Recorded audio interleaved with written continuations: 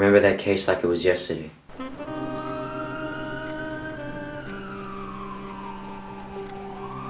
It was a cold, rainy night in 1956 in the shadowed underbelly of a once vibrant New York City.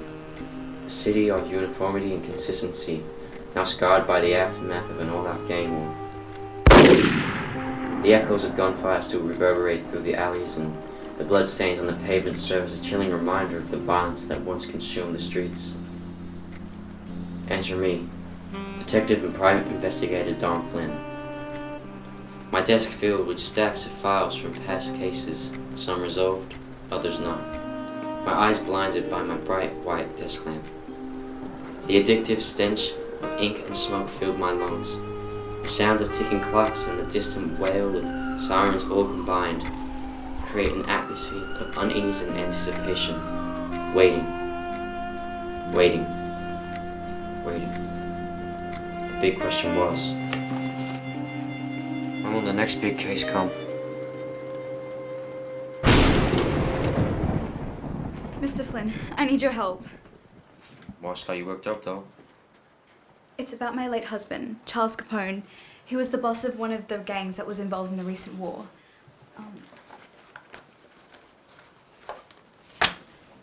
They say he was killed in a home ambush, but I think there's something more to it. I think there's a bigger motive behind his murder. All right, Lucina. Let's get to the bottom of this. Tell me everything you know, Lucina. Everything about that scene. Well, where do I start? Well, how about when you got home? Well, I'd just come home from a long, stressful day at work, with bags of shopping filled to the tip hogging my arms. I almost didn't see him. The last thing I expected to see was my once beloved husband lying in a pool of blood. I froze. I didn't know what to think. But I had to admit, I knew it was coming. He was a quiet man, you see. He never really liked revealing too much to me. But he did tell me some things. And in his line of work, something like this was bound to happen. Wow. I've never heard a case so chilling before.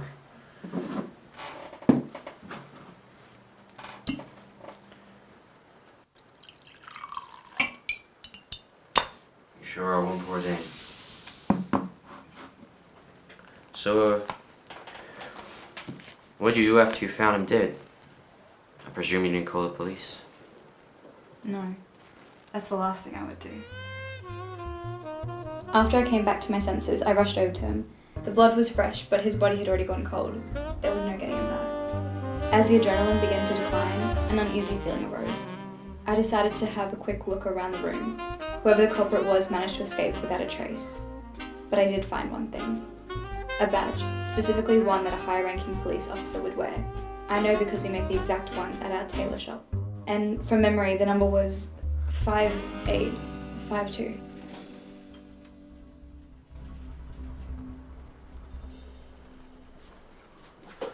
I've got it.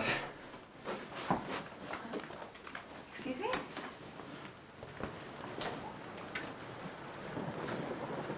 I know who murdered your husband.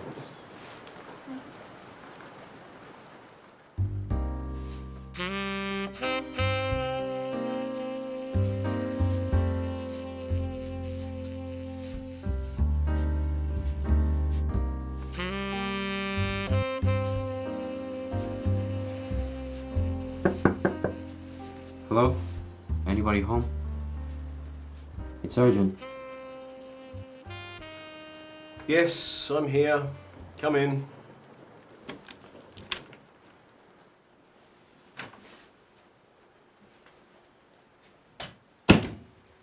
You know why I'm here. You know what you did. You started the gang war, and then you pinned it on Charles. I didn't do anything. What are you babbling about? You killed Charles Capone, then proceeded to use the opposing gangs as a fall guy, sparking a war between them. Also, you didn't have to go and do the dirty work. I did what I had to do to keep the streets of New York safe. No! You only did what you wanted to do. You had no evidence. You walked in blind and just shot the poor bastard. He had a family. I've done the city a favour.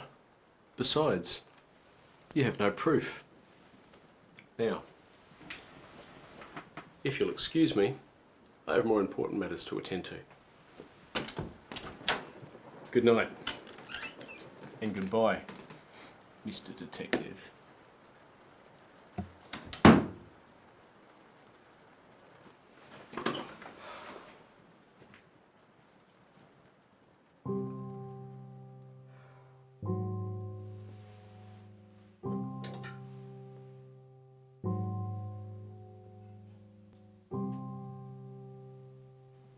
Five 8 5 2.